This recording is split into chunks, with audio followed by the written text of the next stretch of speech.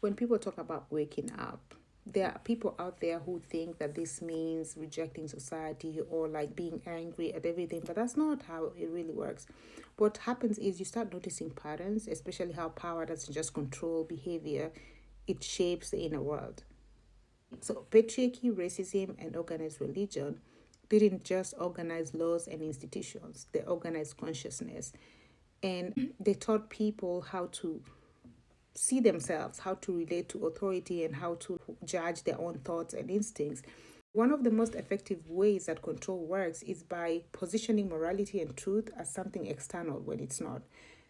Patriarchy has done this historically by placing authority outside of women and marginalized genders. Racism has done this by defining certain groups of people as superior and others as inferior, and then treating this hierarchy as natural.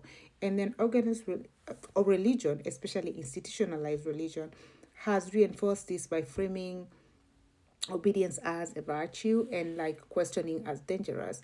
And with time, people are taught to distrust themselves. Intuition is labeled as rebellion or immaturity or a temptation. Curiosity is labeled as doubt. Discomfort is labeled as weakness. When people start acting this way, authority doesn't need to force control anymore. People just start policing themselves. And this is where spiritual awareness comes in. It's not a doctrine, it's just paying attention simply. It begins the moment you start noticing what's happening inside you instead of immediately obeying it, right? You start noticing fear without assuming that it means stop. You notice guilt without assuming it means you're wrong. You notice pressure without assuming that it's the truth. And this threatens the systems because it moves authority inward. So you become the one with the power. And a person who can observe their own thoughts is hard to manipulate. A person who can instantly trust their own internal signals does not need external validation or permission. So, how this can be achieved is first just slowing down, right? Because these systems require speed. Production, survival, obedience, fear all require speed. They depend on urgency. And stillness interrupts that. Just slowing down and as a moment of clarity because it helps you decide whether this is like internal truth or it's external pressure. And it makes you not really avoid the situation, but like you're analyzing and being like, okay, so how do I move correctly in this situation or condition that I'm in? And then not everything that is normal or feels normal is healthy. Not every tradition is ethical. Not every law requires compliance.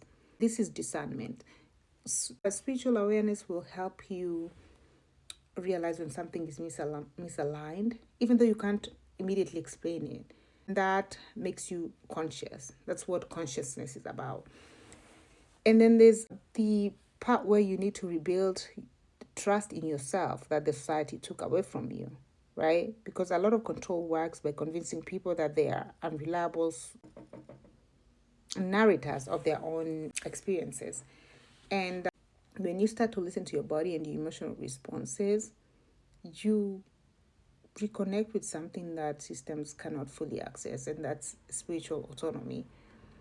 And sometimes it also helps to have like a shared awareness, like a community or people who are talk honestly about what they feel or how they're noticing things, and then these patterns just become undeniable. You're like, no, I'm not crazy. I'm just reacting to the conditions around me. This kind of awareness is not loud. It doesn't mean like you're still living in the world. You still navigate the systems, but you're no longer asleep in the systems. Once you start seeing this, you do not move through life the same way. You become deliberate, you choose instead of comply, you observe instead of reacting. You become an observer. And that's what waking up actually looks like. It's quiet, it's grounded, and it's hard to control.